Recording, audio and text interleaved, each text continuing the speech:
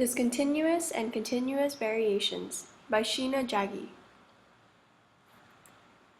Everyone is beautiful in their own way, a famous thought that everyone can agree to and believe that we're all different and have a beauty in a way we're put together.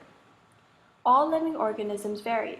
Organisms within the same species show two types of variation that can describe small differences that exist between individuals, continuous and discontinuous variation.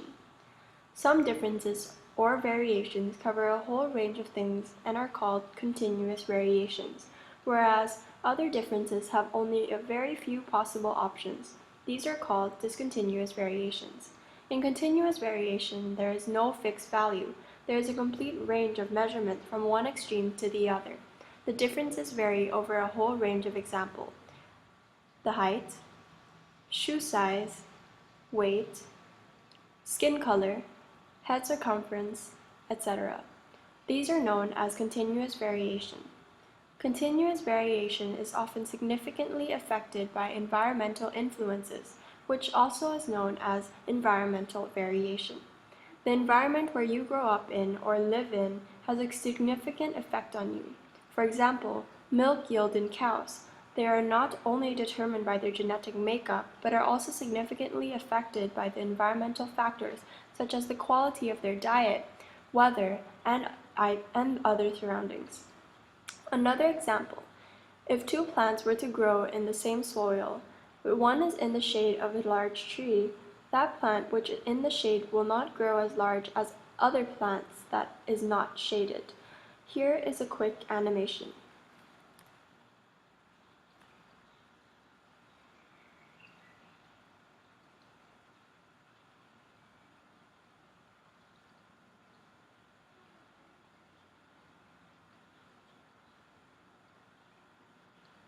When plotted a graph for continuous variation, it's often a histogram. The data shows a typical bell-shaped distribution curve.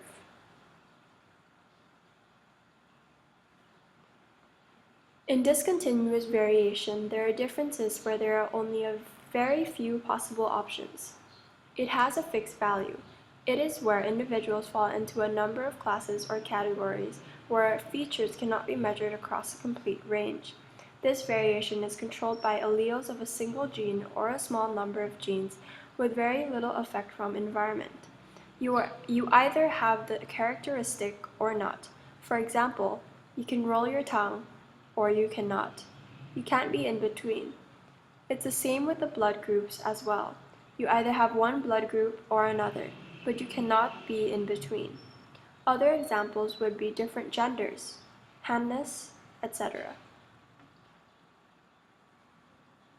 When plotted a graph for discontinuous variation, the data is called a discrete or categorical data.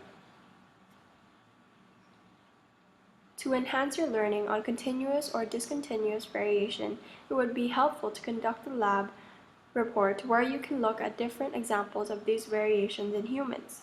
Choose 3 continuous variables and 3 discontinuous variables and sample the population inside our classroom. Record your data in a suitable table. Present your data in an appropriate graph. For continuous variation, it would be a histogram with a bell-shaped distribution curve, and for discontinuous variation, it would be a discrete data. Finally, you can look at the graphs and make some comments on their shape. Are there any similarities or differences between them? Can you explain the shape of the graphs? Do you think genetics or environmental factors play a greater or lesser part in determining continuous and discontinuous variation? Discuss. Thank you for watching, and I hope you do well on exams.